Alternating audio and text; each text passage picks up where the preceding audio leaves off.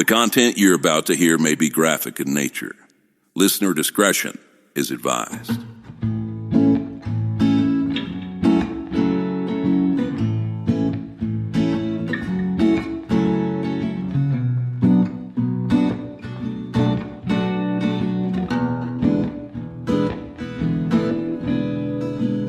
This is True Crime XS.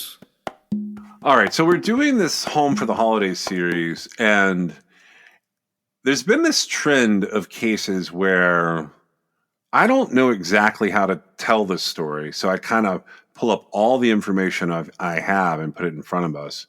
But what we're doing today, we're going over to the south side of Chicago to talk about a case from the early 80s.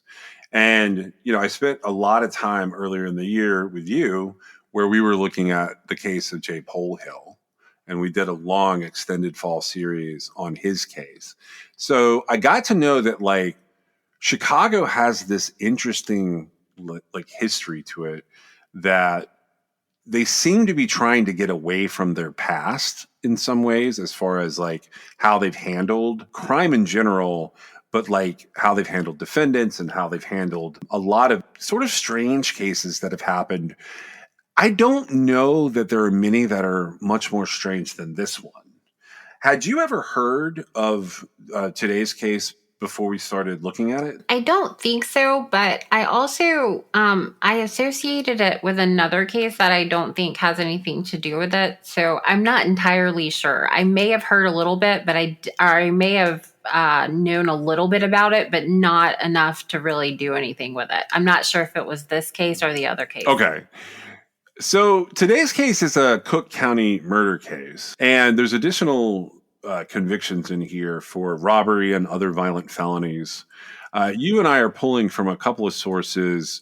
Primarily, we're pulling from the Illinois Innocence Project and the National Registry of Exonerations. But I did notice along the way that there's a book where this case is mentioned. This case pops up on the Center on Wrongful Convictions over at Northwestern Law. It also pops up in the Chicago Tribune. The New Yorker and the Tribune and ABC Chicago ran a bunch of stories related to this case. And the Milwaukee Journal, it ran an interesting series on this case and a related case. What case did this remind you of? Was that something wrongful conviction related? I'm actually not sure, and which is why I'm not sure if this is that case or not. There are elements of it that made me think of a case. I'm fairly certain it's not it. It was very similar. Okay, so as the reported crime data, this happens in 1982. He ends up being convicted in 1983 and is sentenced to death. This is a 27-year-old black male, and the contributing factors that they list out of the National Registry of Exonerations are mistaken witness identification and then perjury or false identification. This is a double shooting, double homicide. On August 15th of 1982, Marilyn Green, who was 19 years old, and Jerry Hillard, who was 18, they were shot to death in a park on the south side of Chicago. Immediately after the shooting, police interviewed William Taylor, who had been swimming in the park pool when the murders occurred. At first, William Taylor said he did not see who had committed this double homicide. But later on at the police station, he said that he did see someone. He saw a man named Anthony Porter run by the pool area right after he had heard the shots. After another 17 hours of interrogation, William Taylor's story had changed yet again, and he told police that he actually saw Anthony Porter shoot the victim.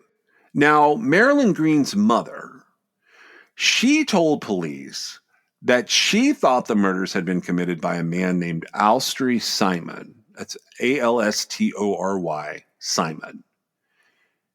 And the way she understood the situation was that Jerry Hillard and Mr. Simon had been in an argument over drug money. Marilyn Green's mom went as far as to say that she saw Simon and his wife at the time, Inez Jackson, with the two victims, Jerry Hillard and Marilyn Green, not long before the shooting. So police did go and interview Alstery Simon and Inez Jackson. But according to statements that were later obtained by defense investigators, the police simply showed them a photograph of Anthony Porter, and they asked the pair if they had any information about the crime. They responded that they had not been in the park that night. According to the rest of testimony that's going to not appear for a while, they said they weren't asked any further questions and they never heard from the police again. A few days later, Alstery Simon and Inez Jackson, they moved to Milwaukee, Wisconsin. Now, for Anthony Porter's part, after hearing that his name had been mentioned in connection with this double homicide, he went into the police station. He told them he was innocent. There was no physical evidence that connected him with the murders, but he ends up being charged with 2 counts of murder, 1 count of armed robbery, 1 count of unlawful restraint, and 2 counts of unlawful use of weapons. So after he's arrested and charged, he qualifies for a public defender. But his family thinks it might be better for Anthony if they put up the money for a private lawyer. They retained a guy named Akim Gersel, and the family had agreed to pay him $10,000. But by the time Anthony Porter goes to trial, they've only paid about $8,000. What do you think about that? What do I think about qualifying for a public defender and then paying for an attorney? Well, this gives us a unique set of facts and a situation that we're talking about to discuss that particular thing, right? What is your thought on it? The specifically saying that, like, you know, forego the public defender because you're going to need a private lawyer. Well, man. I can give you my perspective if you want. I'm glad to hear your perspective first. I do have one. I think my perspective depends on the decade we're talking about and the jurisdiction. Okay, and so that could be true. I'm not sure it really does. I don't know that classifying attorneys as, you know, a public defender, which it would be paid for by the state because of our constitutional right for representation before being imprisoned for crime, right? Yeah. So that's what a public defender is. A private attorney is someone that you hire and you pay them for their time, and it's usually very expensive. I don't know that saying that you need a private attorney over a public defender is ever going to be an accurate statement. I feel like you could pay a really bad private attorney $100,000 and get the same result that you would have gotten with your free constitutionally appointed public defender. So you're saying it's like kind of just throwing money at a situation that maybe isn't going to change? I'm saying that if anybody ever finds themselves sitting in a situation where your rights are at stake, you need to make sure that your public or private representation is upholding those rights. It's startling to me. One of the most startling things I've ever seen in my life is when you are thrust into a situation like in this case, Anthony, he had heard a rumor and was like, hey, I didn't do this, right? Yeah. He like literally was trying to confront an issue head on and come out ahead of it, and it didn't work in his favor. And then his, supportive family members were like, public defender might not do what we need to have happen here. So let's pay money for an attorney to... I feel like the way it's presented, they felt like they were going to get a better quality of representation. I think that's how it's presented here. I mean, so there was a period of time, and for me, it's as recently as the 90s, where if you were in for first appearances on serious felonies, or if you were in for, like, say, a serious misdemeanor, so like rule out traffic infractions and like minor misdemeanors. There was a period of time where, like, literally, depending on the judge that you were standing in from, they would sort of scroll through a list of names of people who were like on an appointment list. And I remember like standing and listening to some pretty serious domestic violence cases in, it's, probably 97, 98 in a major city, and like listening to who was being appointed to different cases. And like knowing those attorneys, like a couple of them were like getting trial hours for these felonies and these serious misdemeanors. And like some of them were just like construction lawyers or environmental lawyers who were coming over and like testing it out, and they were being appointed. And so that would be an appointed attorney as opposed to a public defender, right? Right. And okay.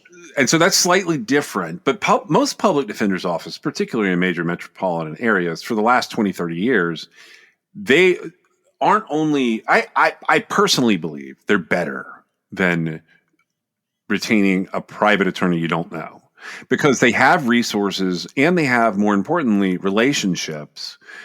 So typically a public defender's office comes with multiple attorneys and a staff. It might be small, but like they know how to use their time. They typically have an investigator on that staff. They typically have a relationship with the local prosecutor's office that you can't always know if you're getting by retaining an attorney.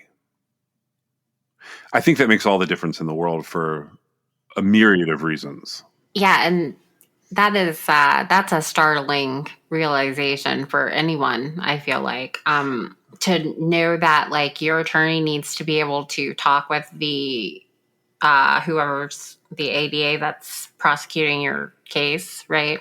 And probably the police, yeah. It can make all the difference in the world. You're absolutely right. I will say, with very few exceptions, hardly anyone can afford to pay to defend themselves in any sort of serious case. Like if you're talking like a murder, rape, kidnapping trial. Yeah, hardly anybody. Like I can tell you right up front that today, if you sit down in a major metro area and you're charged with, we'll say not just charged, we'll say you've been charged and you've also been indicted on 3 or more felonies, you're not going to hear a low number for the retainer. And we're going to talk about those numbers here in a second. We just talked about those numbers here as being like $10,000. You're going to hear a number that like is legitimately $75,000 to $150,000 as the retainer. And even if you can come up with that, once you see the actual agreement and you realize that they're like, I don't know if people have seen this a lot. You'll see like 6 different hourly rates. There's trial time, there's expert witnesses, there's the investigator's time, there's the admin staff's time, and you're paying different amounts for all of these things. And I can tell you that one of the first things most assistant district attorneys prosecuting major felonies know is that if you burn through that money, it is better for them, for the prosecutors. So they are going to hand you a lot of discovery that's going to be billed to that retainer.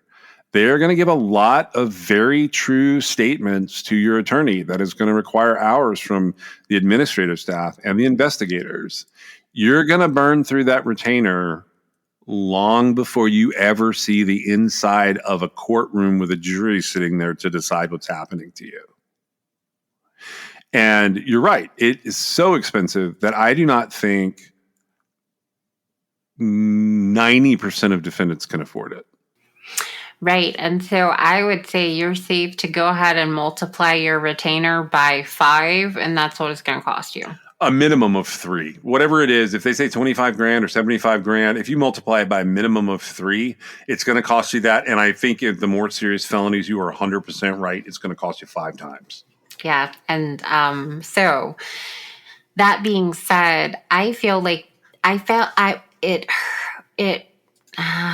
feel sort of sorry for Anthony and his family's position here, because from all sides of at least what we're looking at, it seems like they were all trying to do the right thing, right? Yeah. And I will say this, for a lot of attorneys, maybe not all of them, but a lot of attorneys, that includes the attorney. Like the attorney, like getting paid is one thing, but like even if the attorney's heart is in the right place and they're trying to do right by your client, that doesn't mean that money will be spent in a way that helps the client. It does not. Well, no, yeah, that is something that I personally find a lot of issue with, is the economy of the judicial system and how it runs afoul of justice. It is a living, breathing economy all on its own. And that, to me, that's wrong, but it is what it is at this point in time. There's a lot of reasons why things happen independent of justice, right? Oh, yeah. And so to me, we talk about the parallel roads in what actually happens in a case versus what happens in a trial and in the courtroom.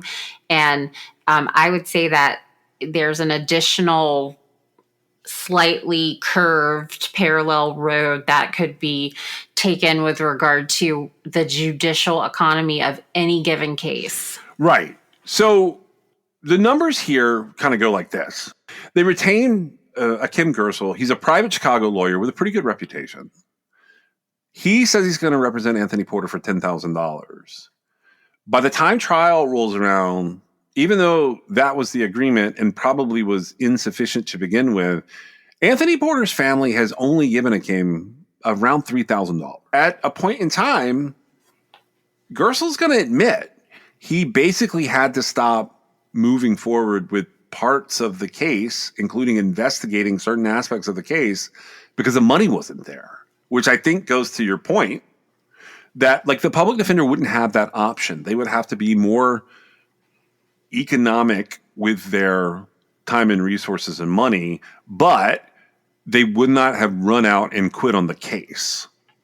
Does that kind of fit what you were thinking? Right. And honestly, the private attorney shouldn't have run out and quit on the case either. And the judge shouldn't have allowed any of it to happen. Oh, I agree with that. It's odd to me. I've never understood that. This probably goes way too far for this particular, what we're talking about on today's show, but it's always questionable to me how you end up in a position like that, because, the state needs to be making its case. And so independent of the state making its case, what would a defense attorney possibly have to do? Right? What do you mean? Like, are you talking about like showing up for court, or are you talking about what they actually do? Well, because he was talking about like not having the money because he was paid like just a portion of what his already probably very reduced rate was. And he ran out of money to do things. But, how is the state making a case that, now we know, today and previous to today at some point that there was no case, right? Right. Okay. I see what you're saying. Okay. So I'm going to answer that in a bunch of non-answery ways. So the first thing that happens is when he gets arrested, or if you want to start at the crime, that's August 1982. By the time he goes on trial, it's September 1983. So it's a year and almost a year and a month later. Appearances have happened. The state has presented theories. And if this guy stops investigating because he only got $3,000 out of $10,000 that he thought it was going to cost him to deal with this case, let's just call it a third. Let's say he's only done a third of what he was supposed to do. That money was kind of burnt in the preliminary hearings. If you're facing a year before you go on trial, you've at least had your first appearance, which he probably doesn't have the attorney at first appearance. That's when he would qualify for his public defender.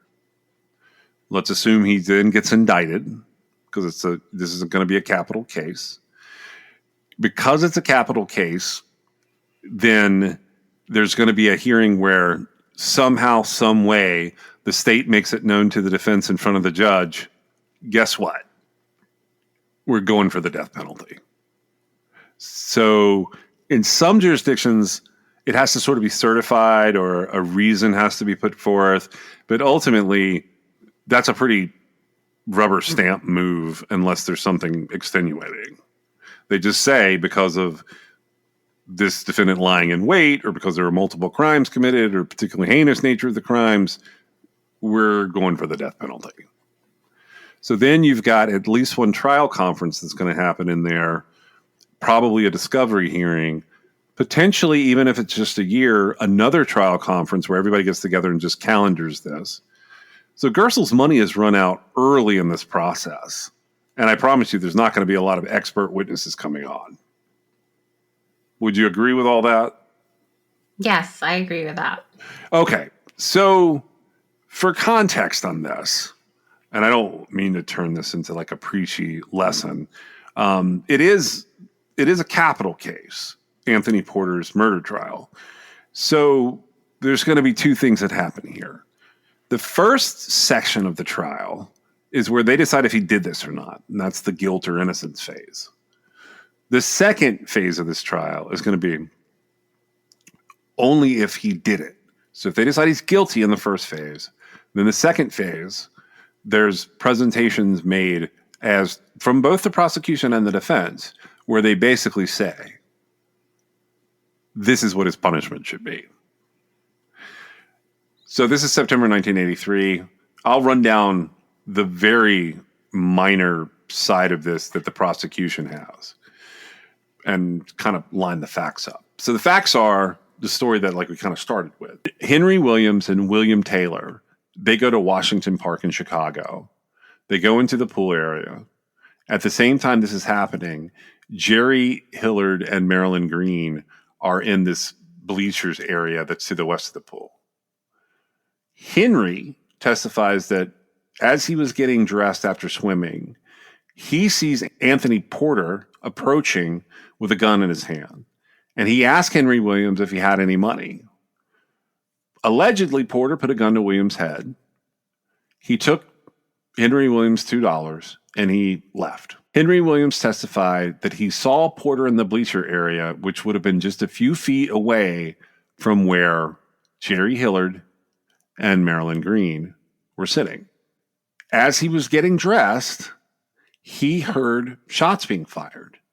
So he climbed back over the fence and left. But William Taylor testified that as he was drying off, he saw Porter standing less than 2 feet from Hillard with his arm extended and a gun in his hand. He said that Porter then shot Hillard. Hillard fell back. Porter shot him again. Porter then ran down the bleachers towards where William Taylor was. He passed within 3 feet of him and he left. So shortly after 1 o'clock in the morning, an officer named Anthony Leonce of the Chicago Police Department, he testified that shortly after 1 in the morning, he responded to a call that a man had been shot in Washington Park. As he approached the pool area, he observed Marilyn Green running from the north end of the bleachers, holding her neck with her right hand and gesturing toward the south end of the bleachers with her left hand. As the officer continued toward the bleachers, he said he saw a person that he later identified as Anthony Porter running next to the bleachers. But the officer had stopped and frisked him and let him go because he didn't find any weapons on him. The next testimony comes from the Cook County medical examiner, Joanne Richmond. She performed both autopsies on Marilyn Green and Jerry Hillard. She said that Green had 3 gunshot wounds. She was shot twice in the right side of the neck at close range from something like 1 to 2 feet. She was shot a 3rd time in her left hand, and she died from massive bleeding due to these wounds. She said that Jerry Hillard was shot twice from close range, and he died from these gunshot wounds to his head. On the back of his left hand, there was a black powdery substance. Henry Williams and William Taylor had both been taken to the police station for questioning. They identified Anthony Porter from a mug book, and according to their testimony in court, they said they had seen Porter regularly in the neighborhood for up to 3 years before the shooting. William Taylor testified that when he was at the police station on August 15, 1982, he said he did not see the defendant shoot Hillard because he was afraid for his life. He also claimed that he had seen the defendant mugging 2 elderly men in the neighborhood, and that the defendant had once jumped on one of his friends, creating a fight. William Taylor feared for the safety of his great-grandmother, who was the person that he lived with at the time. So on August 18th, he identified the defendant in a police station lineup. That's it. That's the whole case. That's everything they present in court. What did you think of that? I don't know. I guess that sort of helps explain my whole point and all of this. Yeah. I am not sure how this case... Do you feel like the case was made? I feel like it's lacking. I can understand how a jury would look at like this little pile of witnesses and think, okay, that's enough. But wait, wasn't this just a... It's no, 7 I'm sorry. witnesses. It's 7 I'm sorry. witnesses. No, I was I misread something. When you're talking about a situation where you've got your eyewitness, finally giving the full account after 17 hours.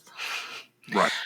You've got a situation where there's a police officer that frisked the defendant. Allegedly, yes, but let him go. Right. But this was in like a very short period of time. Minutes, if that. Of the crime. Yeah. Of the murders. Yeah. Okay. And there was nothing that caused him to arrest him at that point. No.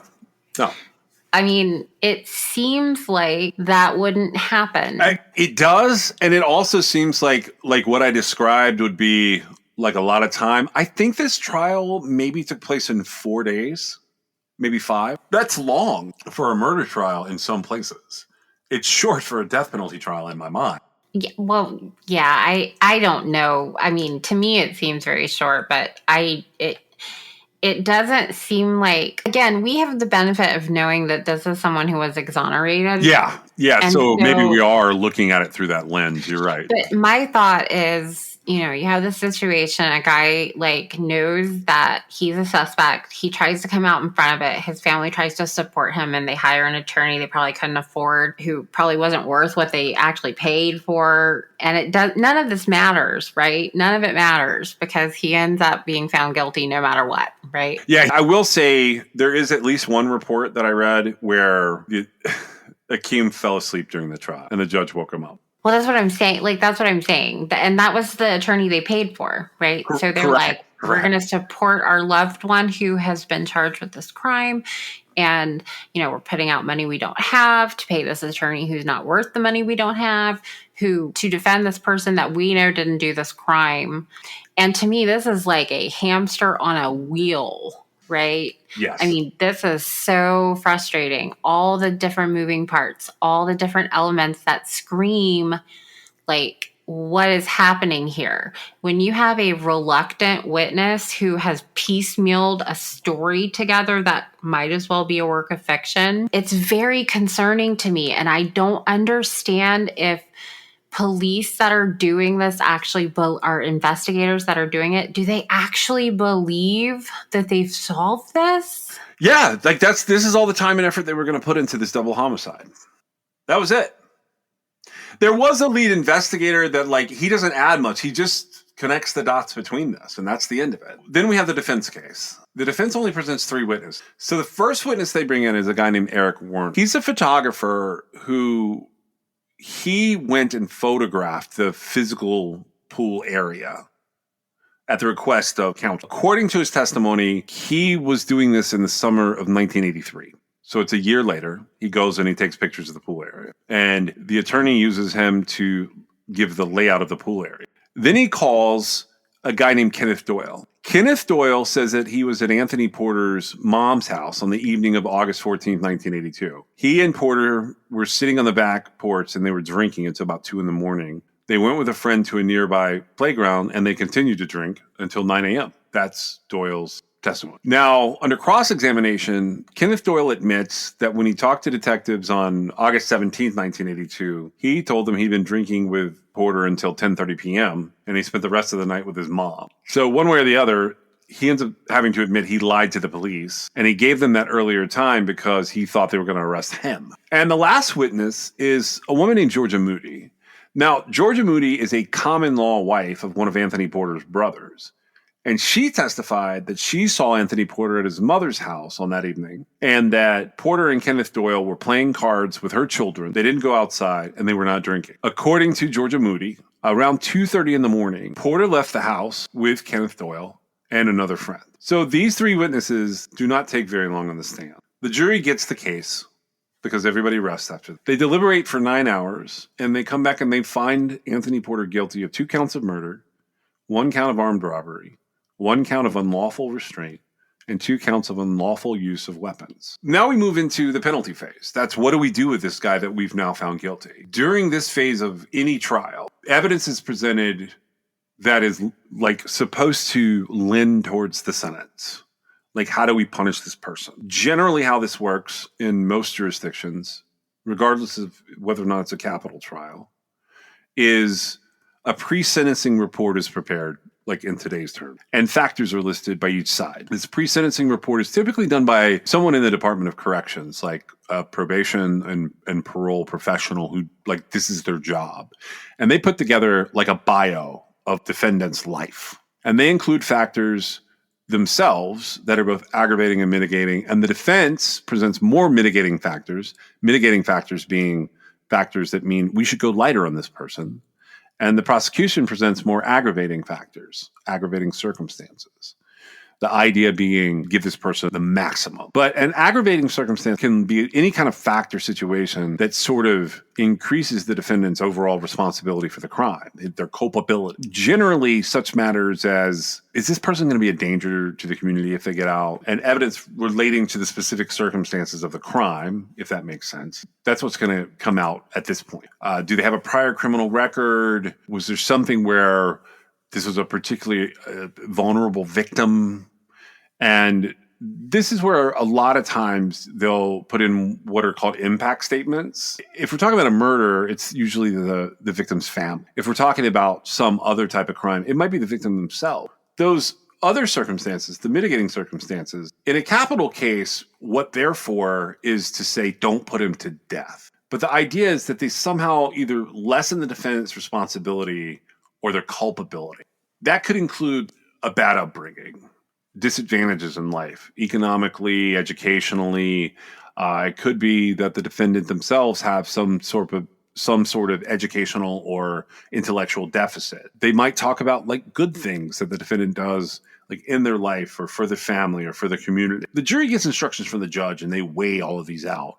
And in a capital case, the decision is, should the defendant get life without parole or some other version of life, depending on the decade, or should they get death? Anthony Porter's attorney does a really weird thing here. I don't know what you thought of this, but in the second phase of this, the penalty phase of this, what typically happens is the same jury that has decided guilt or innocence, they move into the penalty phase and they decide how they feel about all these aggravating and mitigating factors.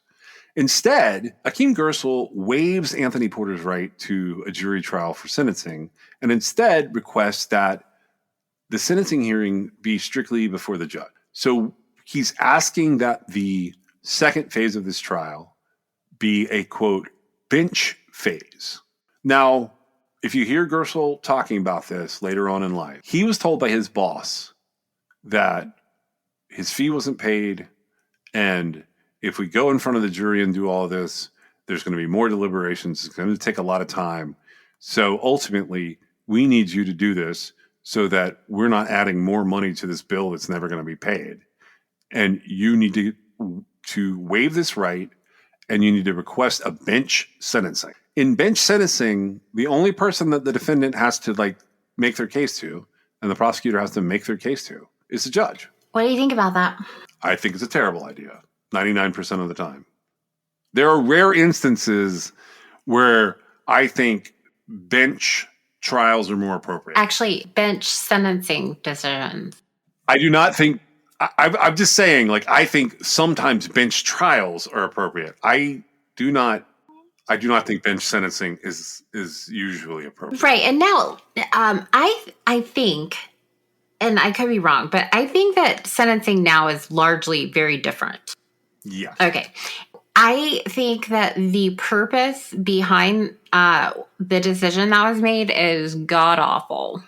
Yes. It's actually disgraceful, and it undermines my belief in humanity. I'm sorry. I feel like for somebody to say, hey, you're not going to get paid, so we got to get this done. It doesn't matter if he gets put to death or not. Well, not only that, it's going to be a lot of pressure on him because more than likely it's the managing partner of his firm. There's more than just Anthony Porter on the line here if Gersel doesn't do what essentially a person who controls a lot of his future wants him to do. Right. And to me, there's all kinds of the wrong things being focused on just from the jump. And I would find it very hard to believe that something like this would happen today. But it would be more difficult to happen today. I mean, I will say this for Gersel. He's making these motions in front of the jury. So think about that for a second. You definitely don't want the judge to deny the motion at that point because you basically just said, I don't have any faith in these people. They're going to put him to death. He's doing this in front of the jury, and he takes it a step further. And I don't know why he does this, but maybe I do. He basically he throws a Hail Mary. And his Hail Mary is that his investigator has come to him, like kind of while they're standing there. I don't know if that's really what happened, but there's a little theater to it.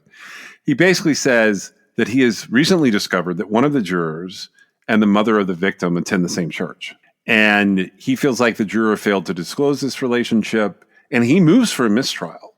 And I will say, I think movement for a mistrial at various places in a trial are pretty commonplace. Like, it happens, and they're usually pretty brief.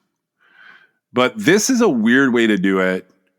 And the information is like something that it does catch the presiding judge's attention for a second. The judge brings the juror in and says, like, what's going on there? And the victim's mother is someone that's not really well known to this juror. And she says it didn't have anything to do with this. And she says, actually, until all this started, I didn't even realize that's what was happening. Like, I didn't even know that there was someone in this that, like, was part of my church family in some way. No, well, I mean, and everything that occurred was like completely what should happen, right? Yeah. Because if you find that there's a conflict of some sort that is detrimental to your client, you move for a mistrial. The court decides if, you know, there are grounds for one. I would say if she was like, yeah, she was my best friend, they'd be like, well, we didn't do a good job in jury selection, did we? No. I mean, you see what that's why this is a whole process, right? Yeah, but I mean, you know, if somebody told me that Porter's attorney had done that on purpose, I would say, nah, I don't believe you. I don't think that's true. I don't think he was paying enough attention to do it on purpose. Like I don't think he would have missed a juror on purpose, like deliberately let her slide through. I think it was just that was the only thing he had. Well, right, and even in presenting it for grounds for a mistrial, it wasn't great. But I do feel like that perhaps, I mean, I don't know. I don't know what would have been more worthwhile, like letting the jury decide if he should be put to death or making the motion for the mistrial. Because, you know, there's an efficiency, there's a inappropriate efficiency constraint being put on this by somebody, by the boss or whatever.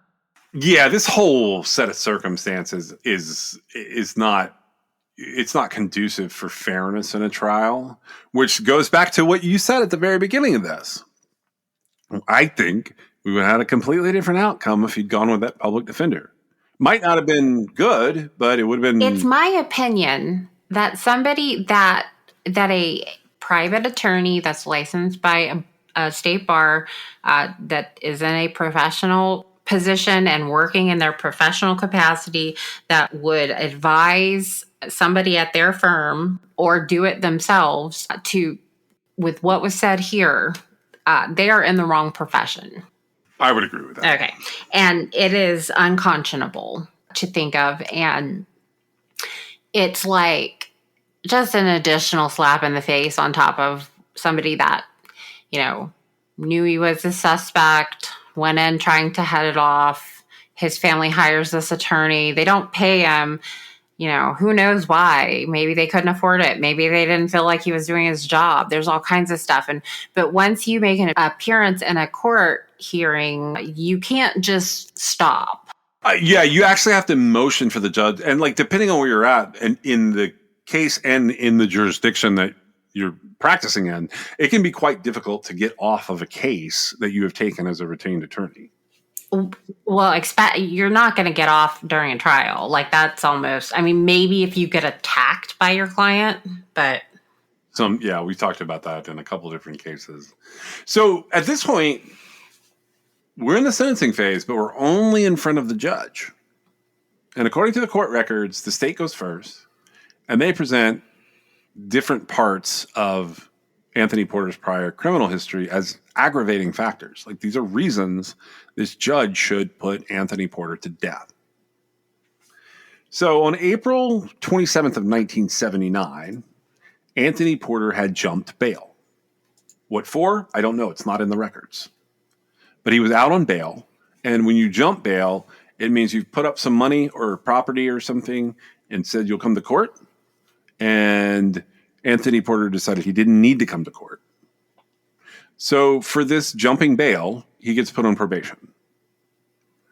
In June of 1979, he violates his probation. And the reason for the probation violation was that he had robbed and physically assaulted Douglas McGee, who had been sitting on the bleachers next to the pool in Washington Park. He had also pled guilty to robbery and bail jumping on October 6, 1980. And at that point in time, he gets an active sentence.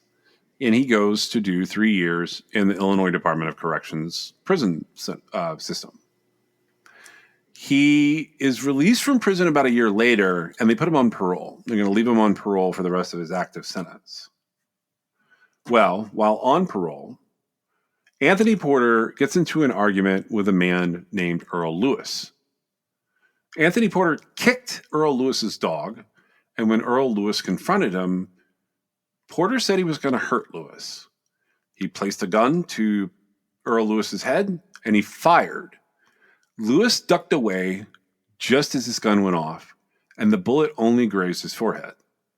So then, Anthony Porter pled guilty to aggravated battery in the case of Earl Lewis. That was the prosecution's reasoning for saying this was a capital case. That basically, Anthony Porter was just going to keep committing crimes like this. He had already escalated from robbery to assault and now double homicide, and he was going to do it again. Right. And so that's not necessarily wrong, right? If you present it just like you just presented it, it sounds like this guy should be put to death. Yeah, that's deliberately why I ordered it just like the prosecutor did. That is a compelling case to listen to. But doesn't it make you wonder why, okay, so he shot the guy, right? Even though it was a graze, apparently, why wasn't he charged with attempted murder? Why was he out of jail to begin with? Things like that start coming into my mind. But that's from today's perspective, right? Yeah, that's today's perspective. And you got to remember, 1979, you're dealing with a young 20s Anthony Porter.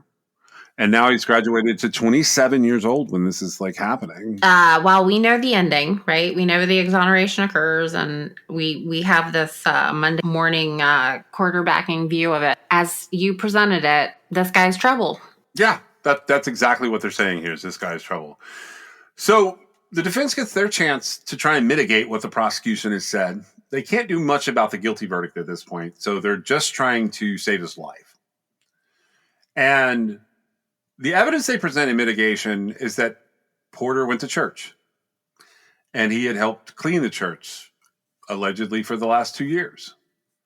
He also ran errands for an elderly man who had been recuperating from a heart attack, and he assisted his grandmother, who suffered from epileptic seizures, by preparing her food, cleaning her house, and helping her take her medicine. Porter's mother testified on his behalf. She had raised him as one of 9 children. They were raised in the projects, which was considered to be a disadvantage for Porter. And they brought on several witnesses who testified that they thought Anthony Porter would become a useful citizen if given the chance. And all of these people asked that Anthony Porter's life be spared. And the judge found no mitigation in that. And he basically said, on September 9th, 1983, he looked at all of this and said, Anthony Porter is a terrible person. He actually called him a perverse shark in the waters of the south side of Chicago. And he sentenced him to death. So there's not much to this. Being sentenced to death like that is kind of a big deal. When Judge Robert Sklodowski sentenced him to death, you get some automatic appeals. The Porter family's not paying for them anymore, so they're going to go through a capital defender's appellate process. And they exhaust the appeals, attempting to get Anthony Porter a new trial. His date of execution is set. His family had made funeral arrangements.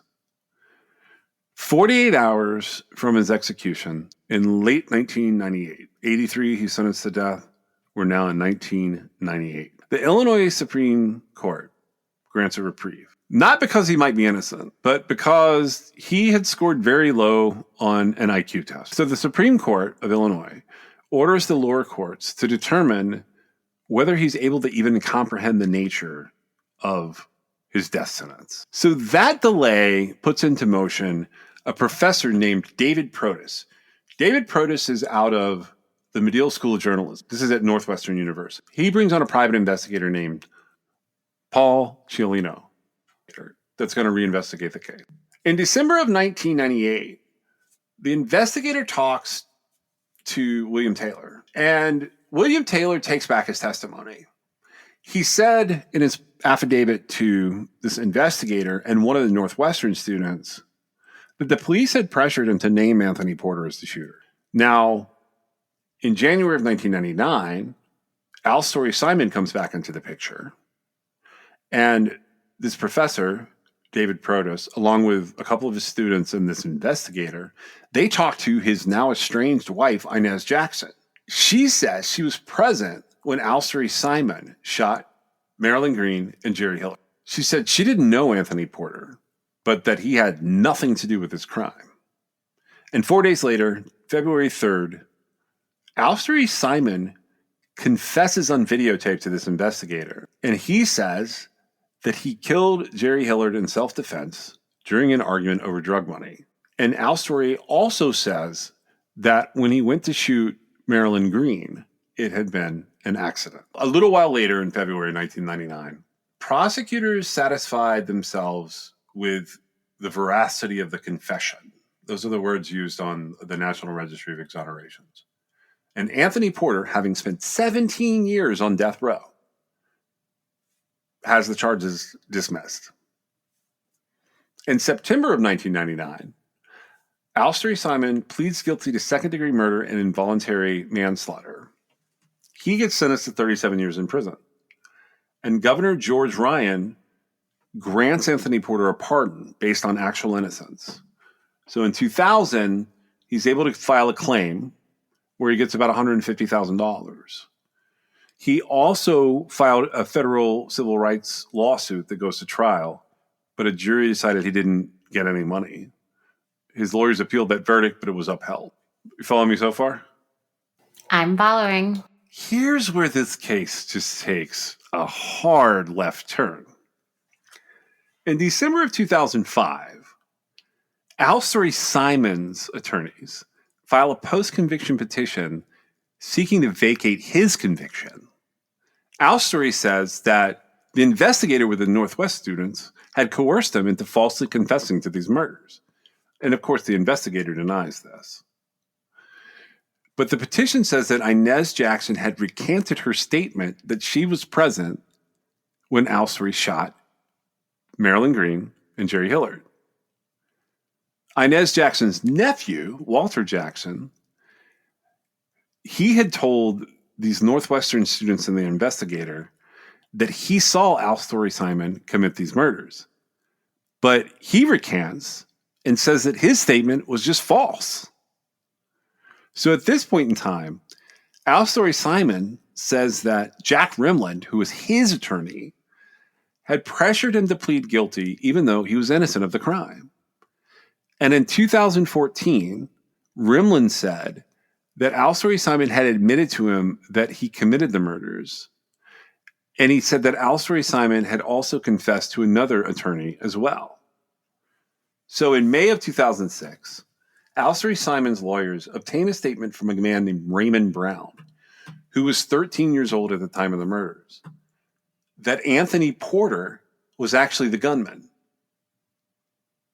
Raymond Brown said he was in the park, he heard gunshots, and he saw Anthony Porter fire a gun. He saw Jerry Hillard lying in the bleachers, and then he saw Anthony Porter run past him, still having that gun in his hand. So at this point, Cook County Circuit Court Judge Evelyn Clay, she denies Al Story Simon's petition in September of 2006. That ruling is upheld by the Illinois Court of Appeals. And then the Illinois Supreme Court, they take a look at it, but they declined to review the ruling in full in May of 2008.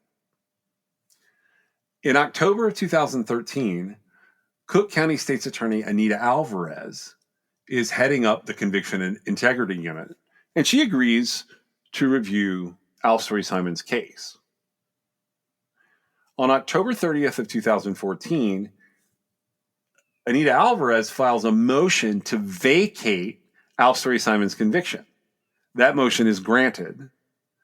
The charges against Al Story are dismissed, and he's released.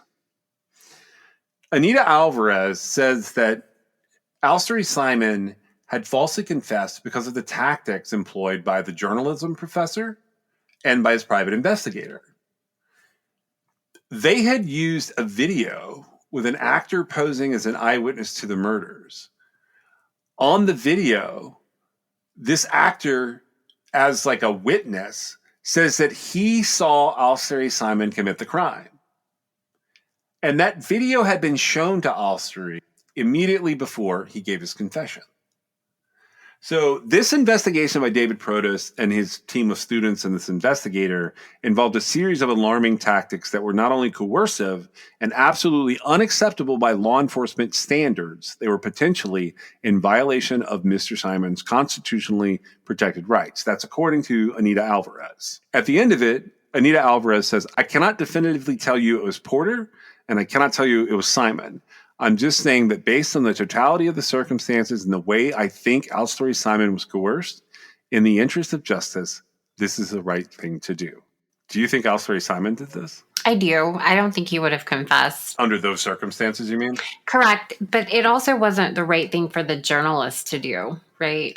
She said it wasn't up to law enforcement standards, which of course not. But it also wasn't law enforcement doing it. Correct. And so it is a really messed up case. I understand the grounds that they vacate. I feel like the judge was right in vacating the charges.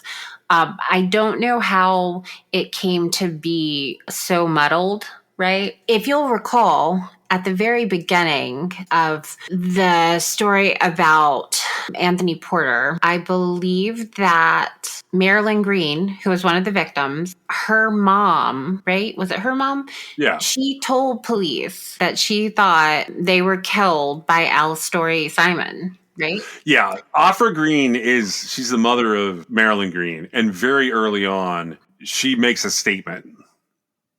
And she doesn't believe that Anthony Porter was involved. Right. And it is an injustice to the victims. However, there are a lot of players along the way that make that injustice occur, and it didn't have to happen that way. I don't think Anthony Porter was involved in it because I feel like the cop that came into contact with him shortly after the murders would have, especially since this was somebody that was there within minutes, right? I mean, this is a very quick succession, and it would have been obvious. And then I don't think that having an actor say that they saw somebody is enough to convince somebody that didn't do something that somebody else has been convicted for. So you don't think the video with the actor was enough to sway him? I just realized, okay, so it was in how much time went by between You mean between the two convictions? Mm-hmm. Years later. It's like first conviction is in 1983. Then that's Anthony Porter. Anthony Porter's conviction is overturned in 99. So I think you're right. I think that the actor on videotape and stuff, I think that's just an excuse at this point. And I think it was a bad move by David Protas and like all of those people that were involved. I totally agree with Anita Alvarez on that. Now, I'll say this. The lawyers in this case, there were so many involved by the end of it. So Al Story's case, the way that goes down, he's exonerated, quote unquote, in 2014 because of that incident. And lawyers get a hold of him again. So in February of 2015, Al Story Simon's attorneys, they file a federal civil rights lawsuit, and that lawsuit is against the journalist, Protas.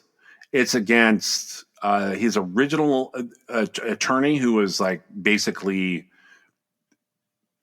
encouraging to plead guilty, the investigator, and against Northwestern University. Now, the cases against the attorney and against the investigator, they get kicked. Well, right, because private parties can't violate anybody's constitutional rights. Right. They were just saying they were just a part of all that.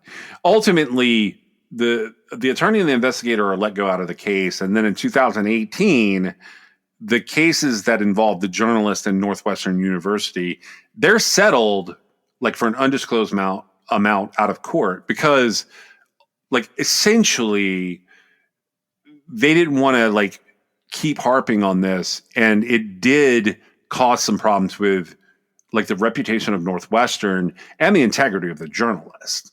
And at the end of the day, a judge looking at a request from Al Story Simon for a certificate of innocence, he said, no way, no how. So he agreed with you that ultimately it was probably Al Story Simon. And he was swayed by Offie Green's statement.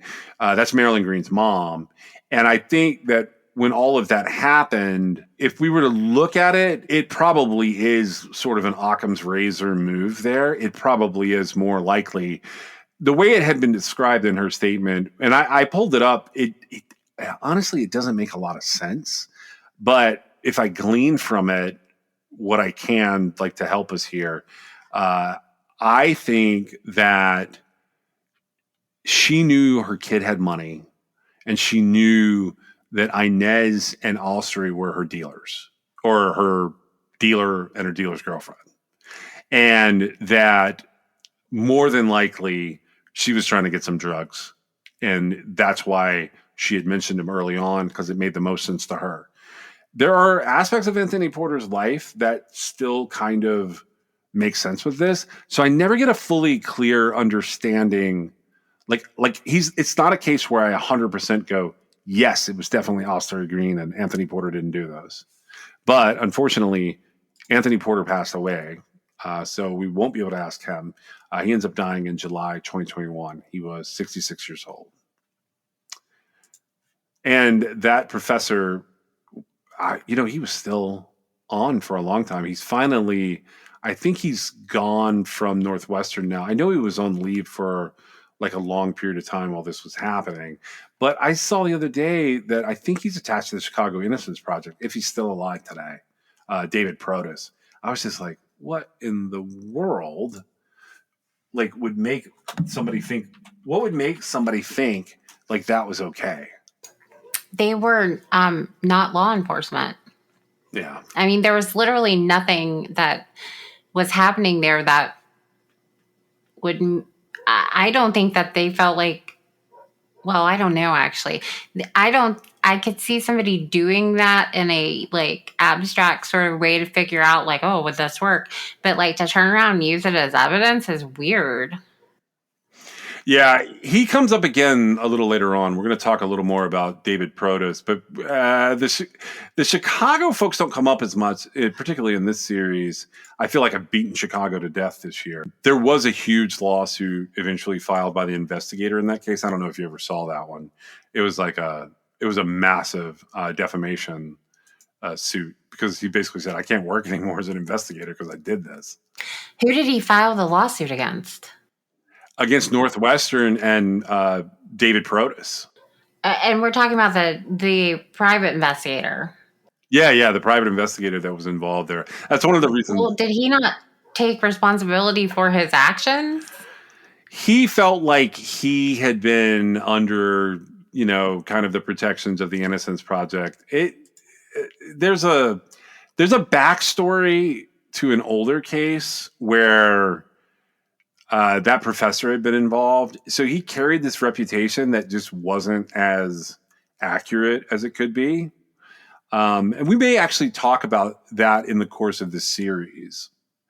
But, at the end of the day, yeah, he ends up suing him. I could not find the outcome of that. I think it settled out of court. But he filed a lawsuit essentially stating that he was duped by all of that and it had destroyed his career as a private investigator. I think that's absolutely ridiculous that he sued about that. I mean, he was a grown man taking part in something. Oh, I agree with you. I mean, that's ridiculous. I'm putting it in because it's like sort of a, fact of the case. Yeah, I hear you. That guy was like one of the consultants on CBS News for a while. And I think that's what he was really upset about. I don't know if he still does that. I would have to go look.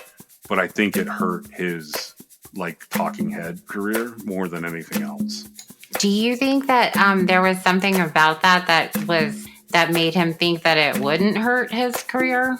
I think he thought he was solving a homicide. Well, he actually was helping somebody get away with murder. That's definitely a better way to look at it. Special consideration was given to True Crime Excess by LabrottieCreations.com. If you have a moment in your favorite app, please go on and give us a review or a 5-star rating. It helps us get noticed in the crowd. This is True Crime XS.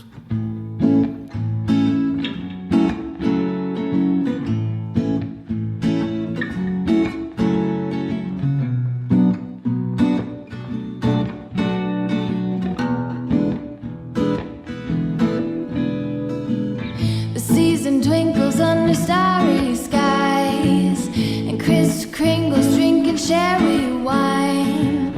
How I wish you were here, just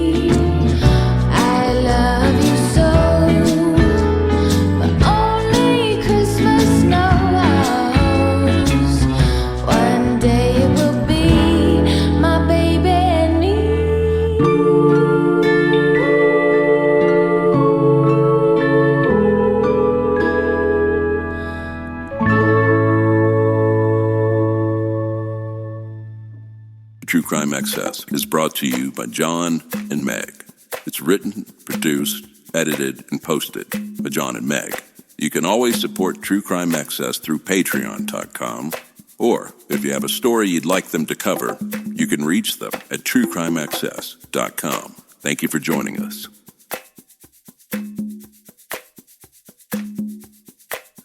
This is just a reminder that we are part of the Zencastr Creator Network, and I've put a link in the show notes if you guys want to check it out for your own podcasting needs. I've always enjoyed using Zencastr. Their quality is great, and we were able to join their Creator Network at kind of a key time in their history. I have enjoyed it. I've considered a lot of other places to record and a lot of other ways to put together and host and distribute our podcast. But I've stuck with Zencastr the longest. We've been with them for hundreds of episodes now. And I'm putting a link in the show notes where you can check out what they have to offer and see if it's something you would want to use.